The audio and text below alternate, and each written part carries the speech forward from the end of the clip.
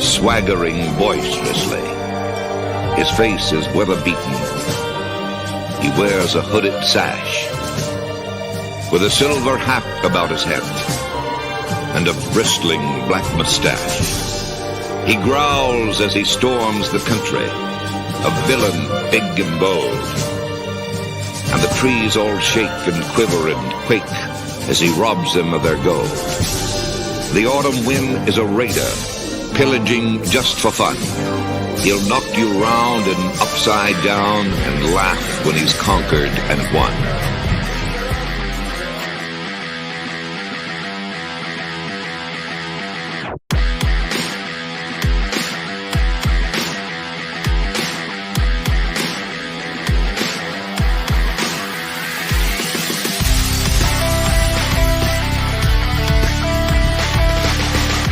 You know what I like to do?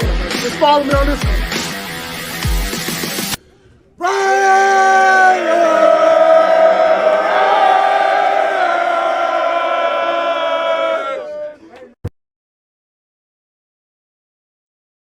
Yo, what it do?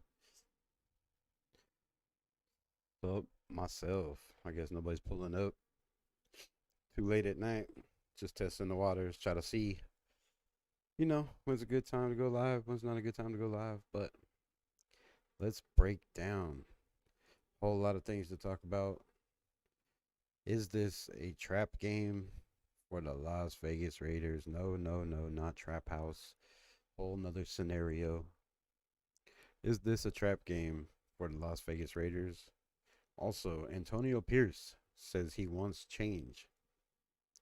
What is that change? Well, stick around and find out. Injury report. We will break down injury reports. There are a lot of people with limited practice. Hopefully, it's nothing serious. And they're just keeping them limited so they'll be ready by game time. Fingers crossed, everybody should be ready by game time. Except for the people like rookie, 4th round pick, Camary and Richardson, who's still out with a hamstring. But we have players like, Chris Smith, knee coming back. Definitely a good sign. Also, speaking of trap game, run defense is huge coming up in this game against the Carolina Panthers. Do not sleep on their run game. We will talk about their offensive line. They have 2 of the highest paid guards in the NFL. So their offensive line is very, very tough. Their running backs, not big names, but don't sleep on these guys. They're averaging almost 5 yards a carry. We know the Raiders can't stop the run. Okay, I won't say can't stop the run. They've held teams to under 3 yards a carry minus the big plays. But that is the problem, right? That is the question. Can we stop the big plays against Carolina Panthers? Their offense is going to be totally different. They have a quarterback, Andy Dalton. Yes, Andy Dalton. Who we have a coach that knows a whole lot about Andy Dalton. I believe he coached him for almost 10 years. So, Andy Dalton, our guy Marvin Lewis, know each other very, very well. And who knows him better than Marvin Lewis, right? You coached him for 10 years. You know his tendencies. You know everything about the quarterback. But this is a different team. They run a different offense. It's a whole nother scenario. How much rust will he have? He says he has his routine. He's always ready to go, which that's great. But, however, you are going against Max freaking Crosby, Christian Wilkins, Robert Spillane, and just a crazy defense, right? Y'all be safe. So that's definitely something to watch out for. Talking about their offense, we talked about their offensive line. Their offensive line is a very, very solid offensive line. They have Damian Lewis, one of the highest paid guards in the NFL. I believe $15 million a year. There's a reason he makes $15 million a year. $15 a year. That sounds like my wages. And then you have, you know, Robert Hunt. Sorry, I was trying to read my phone. Then you have Robert Hunt, just a solid right guard for many, many years in this league. That's why he makes $20 million a season. It might be reversed. He might make 15 mil, but I believe it's this way: $20 million a season.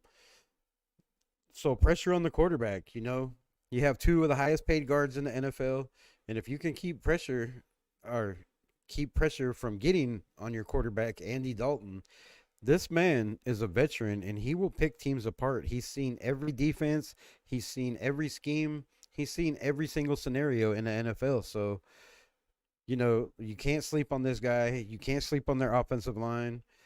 Their defense, they have Jedavon Clowney, the linebacker. Who the hell's the linebacker? Hold up. Let me find out. My phone. Sorry for the dead silence. Um, linebackers. Oh, Shaq Thomas. Shaq Thompson. That's what I was trying to think of. So they have weapons. They have weapons. The receivers. They have Wingo, I believe was their first pick overall in the second round last year. And then they have Leggett, Mr. Boonhauer himself. I can't understand a flipping word that dude says, and I'm from the South, so I don't know how they how they communicate, bro. The dude gotta learn sign language, but anyway, you have Boonhauer over there. The man's an absolute freak, first round pick, and you absolutely have a quarterback that can get him the ball this time. So this team, yes, they look bad on paper. Yes, they have the 31st, 32nd ranked offense in the NFL. Yes, they have the 31st ranked defense in the NFL.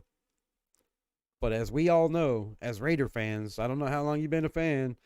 Whoever's watching this, nobody right now, but man, diehard Raider fan my whole life. I've seen many, many scenarios where we were favored to win by a lot, probably more than we should have been favored to win by, and end up shitting the bed. And nobody likes to clean up a shitty bed, right? So let's talk about that. Let's talk about the trap game. Is this a new culture? Is this a new franchise? Is it a new mindset? I believe absolutely, right? Absolutely. It's a new team. We have a bunch of returning guys on defense, third year in the system. Patrick Graham's got these guys fired on all cylinders. They're like a well-oiled machine. The offense is probably running on about 4.5 cylinders right now. But once that offensive line gets clicking and we figure out which guys to plug in where that go together and make this group a solid, tight-knit, well-oiled machine running on 8 cylinders. And if this offense can get going on 8 cylinders, they might even jump up to 10 cylinders and be running diesel style, because if Gardner Minshew can continue to play like he played in the fourth quarter, let his balls drop, put his headband on, keep his hair out of his eyes, and just see the open men down the field. A lot of people have been talking trash on Luke Getsy, calling for him to be fired, calling for AP to be fired, but that's just how the Raider Nation is. Y'all crazy. Everybody's mad when they, put out a scenario or a prediction and it doesn't go their way and they take heat on YouTube. Me, I really don't care, bro. Come on my channel, talk all this shit. I'll give you my email, RaidersRebel75 Gmail. Bro, hit me up, message me any questions you got, talk all the shit you want. You ain't hurting my feelings. I love to conversate, to debate, to argue, and I don't care about being right or wrong as long as this team gets dubs. At the end of the day, that's the most important thing. So I don't care if Casper the Friendly Ghost, Gardner Minshew, we can bring back Anthony. Okay, we probably shouldn't bring him back. I'm just kidding. But dude, you get what I'm saying. And I took some heat, and there's been other commentators out there saying, talking trash, saying guys that think we could just win with any quarterback are high. Yeah, I smoke dabs, bro. Yeah, I blow some trees. But come on, man. Look at this offense. If this offensive line gets rolling, you can pretty much put anybody back there at quarterback. I mean, just look what quarterbacks around the league that were first-round picks that were trash are doing right now, or people thought, were bust or saying they're bust, are doing right now. Sam Darnold just cooking over there in Minnesota. It's it. The big thing in the NFL is system and fit. If you don't fit the system, what they're trying to run, and you don't have players that you can get the ball to, you don't have a run game, and you don't have offensive line, and you don't have a defense to get the ball back when you make stupid mistakes and dumb turnovers and interceptions to guys that, all right, we'll just skip that part, but come on, man. You know what I'm talking about. Like, we need not even brilliant quarterback play. We just need subpar, find the open man, don't be afraid to hit him. And this team can go as far as they want to, really. As far as you can possibly go to the Super Bowl, I don't know. To the playoffs to make some noise, absolutely, bro. We can be a pass first offense, run the ball here and there. But with these weapons and Brock Bowers, Devontae Adams, you've seen how they just went to two guys the second half of the game and pretty much dominated a solid Ravens defense, who most people had the Ravens defense, at fourth or fifth in the NFL this year. Yeah, they lost some key players, and yeah, it's showing definitely. Yeah, the rookie, Wiggins being out in the corner room definitely didn't help them. Penalties didn't help them. But we went in there and took care of business in the AFC West defending runner-up champion, whatever you want to call it. So this is a good team that we went and surprised some people. And we can't do what we always do in Raider Nation and flop and shit the bed to teams that we are supposed to beat. We have to play like every game is Kansas City. And if we play like every game is the Kansas City Chiefs, look out. Look out. We are going to put points on the board. We are going to hold teams to ridiculous numbers in passing. I don't know about the ridiculous numbers in rushing yet, but we're working on that. If we can stop the big plays, man, we could have one of the greatest seasons the Raiders have had in a long, maybe ever time, right? And I know people talk shit about AP's coaching decision and Luke Getsy style offense, but go back and watch film. And if you want me to do film breakdown and more film breakdown, let me know in the comments. Hit up my email, whatever you got to do. Let me know. We'll break down film. I'll pull people up and we can break down film together.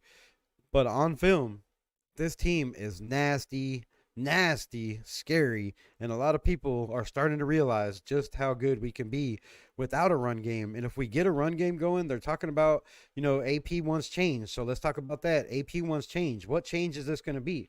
To me, the only thing that needs change right now is tackling in the backfield. Our safeties, Moreg and Epps, they're decent, right? Last year, they were lights out. They played 90% of the snaps for the Las Vegas Raiders, more than any other players, more than Max Crosby on the team, them combined. So, 90% of the snaps last year, I thought they were better tackling. They were definitely better in coverage. This year, they just seem to be a little lax. I've seen too many missed tackles. I've seen too many plays from Morrig just stop and the guy just juke him out of his shoes. Well, not really out of his shoes because he don't even attempt to get him. He's just like a deer in the headlights, frozen, bro, couldn't move. So we definitely have to fix that. That will definitely fix. Salute. What's up, Scup? We definitely have to fix that. That'll sure up our run game. And if we can get this run game going with Garner just making plays and not taking sacks, go watch my film breakdown tape that I'm about to put out first thing in the morning. We did a little film review. There's guys open constantly on this offense. Luke Getsy called a great game. Yeah, the run game's not clicking on all cylinders, but it's getting there. You can see spurts of it. You can see little bursts, small runs. Shout out, man. I appreciate you pulling up. What do you think about this team, Raph? You think we got any chance of shit in the bed against Carolina? Or you think we're just going to come in there and dominate? Give me your score prediction. Let me know.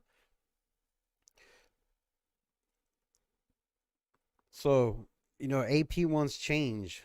What change is that going to be? Obviously, it has to be the offensive line. If we can get the offensive line clicking and find the matches that are suitable, or if we even got to change it, we didn't run 12 personnel as much as we thought. The Ravens ran 12 personnel, not against us, but the week before against the Kansas City Chiefs. 52.6% of their snaps were 12 personnel. We ran a lot of 11 personnel that seemed to work very, very well for us, way better than 12. Brock Bowers was constantly open. You just can't guard that man. We'll get to that later. On the other hand, we ran a whole bunch of trips left. I don't know what that is, running 3 wide to the left side, 1 to the right, or 2 tight ends on the right. A lot of trips and a lot of spread offense, a lot of motion. I like the motion. It kind of scares me, the motion, where they're snapping the ball right before while it's getting hiked. Sometimes that makes me nervous as hell, gets my blood pressure up for an old man. I can't take that shit. But offensive line change, if we can find the guys that gel together, or maybe the guys that we have in there now just need more time. Colton Miller's only been there 3 weeks. That's not enough time to trust the guy that you've never worked for ever in a brand new scheme that you never played in. Colton Miller's never ran, to my knowledge, a zone blocking scheme. And maybe it's just too much for the vet to handle, or maybe he's not healed. But I believe if he's not ready to go, and if he starts to struggle this week, we have to have a mix-up and a change. But a good change is coming. We'll get to that soon. I think we need to put DJ Glaze in on the right side and move Mumford to the left side, because our run offense, yes, it was a whole different system, but they're talking about changing it back to power because Zeus runs very, very well in power. If you give him the ball 20 times a game, he's going to average over 100 yards a game. He proved that last season, the last 4 games, over 20 touches, over 100 yards. So if you feed him the ball in power, the man's going to get yardage. And with Madison back there, we could still run zone because he knows the zone scheme. He seems to be okay with it. I mean, he hasn't done crap as far as I'm concerned running, but passing out of the backfield has been pretty decent. So if we mix it up, for Zeus, what's that going to do for the offensive line? Well, for the offensive line, Mumford played much, much better, in my opinion, on the left side than he has on the right side in preseason or any time this year or even last year. So, if Colton's given up six sacks, 6 sacks in 2 games or 7 sacks, that's just absolutely ridiculous from your number one center. From your number one offensive lineman. And something's got to change, If he's not ready, he's not ready. We can't take the chances of keeping him in there just because he's a veteran. Let's mix it up. Let's put Munford where he plays much, much better when it comes to run blocking and pass protection. Put the rookie in, DJ Glaze, see what we got. If it doesn't work, you can always swap it back up. But if we're going to do that, now is the game to do it, right? You have to do it against a team that we should totally walk on. Everybody else has walked on. Yes, they had a different quarterback. Yes, they're going to be fired up. There was a quarterback change. And yes, this quarterback's going to find the open receivers and get the ball down the field. Kind of what they want to do in this system. They want to push the ball down the field, and Andy Dalton will do that for them. So I think DJ Glaze, Munford, and let's talk about the big elephant in the room, the man that's supposed to be the savior and clean up all this nonsense on the offensive line. Is one guy coming in going to clean up the whole entire offensive line?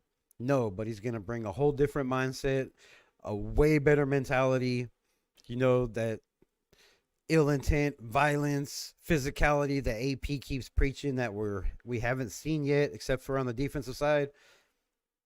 JPJ is going to bring that. Jackson Powers Johnson has been cleared, and AP says if he needs to and if he's ready to go, he could possibly see time. I don't think there should be any possibility about it. We've already pulled white hair for Pete. They put Whitehair back in because it wasn't working with Pete. It was a little bit better, but not much better. And I believe, let's take a chance. This is the game to do it. If JPJ is ready to go, can we try him at center? Please? I know. We just paid Andre James all this money. But AP has said over and over again, he don't care where you were drafted, how much money you make, or what your status is in the NFL. Best player available. Now he's stuck to that. In his mind, yes. In my mind, no. He is not stuck to best player available because there are some guys, Divine Diablo, I won't mention any names, Divine Diablo, that should not be on the field, in my opinion, that there are guys way better at their position. And there are guys at a couple other positions that we should probably see if they could be better at that position. And center is one of them. Andre James, for as big as he is, just gets completely manhandled out there. The man was on his back more than an OnlyFans girl. I mean, at least 4 times I've seen him on his knees, getting up from his back, from his stomach. The man was all over the ground. And when you get dominant, natural nose guards that are 300 plus pounds and, bench 225 pounds 40 times, these guys manhandle Andre James. And we cannot have that. And that is one of the big reasons that this run game has struggled. So do we need to go back to a power scheme, squash the zone scheme altogether, or run the wide zone scheme in certain situations? Let me know in the comments below what you think. Should we make a change? Let me know what your changes should be. It'll be the pinned comment. Who do you think is the best offensive line for our Las Vegas Raiders going forward? Or do you think this team and this offensive line just needs time to gel? Because I've said it for weeks. The offensive line is like a synchronized ballet. And if you ever watched a synchronized ballet, probably not, because I never have. But from what I hear, it takes a whole lot of practice to be synchronized, to all move at the same time in whatever little shit they do. Same with the offensive line. You have to know your guys next to you. You have to trust your guys next to you. You have to know their tendencies, how they block, when they block, what are their weaknesses, what are their strengths, when you have to help them double, when you can leave them alone. All this takes time, just like a quarterback and a receiver, Gardner Minshew, Devontae Adams. It's the same scenario. They need time to gel. This is the time, this is the game to put in a different offensive line, mix it up. If that doesn't work and doesn't change things, then go back to the other offensive line or the other starters, mix it up however. But I think we definitely need to mix it up in this game. And if guys are struggling, AP cannot be scared to be the head coach and pull the trigger and put them on the bench, because sometimes, just being put on the bench wakes a player up and lets them know, damn, maybe he didn't know he was struggling that bad, which I don't know how you cannot know because it's all over the internet. Anyways, nobody pulled up. Appreciate it. That's my live. I guess it'll be a video. Drop your comments. Do we need to change this offensive line? What is JPJ going to bring to this offensive line? And should he get the start at left guard? I definitely want to see him at left guard. But let me know what you think about my scenario, possibility of putting him at center and see if he can stop from getting absolutely dominated by some of these nose tackles. Also, the injury list I was going to pull up, but for some reason, it's not letting me. So, much love. Have a good night. Raph, if you're still in here, appreciate you pulling up. Salute, my brother. Raiders. One last thing. Raider Nation. This team is gonna be special. Special, baby.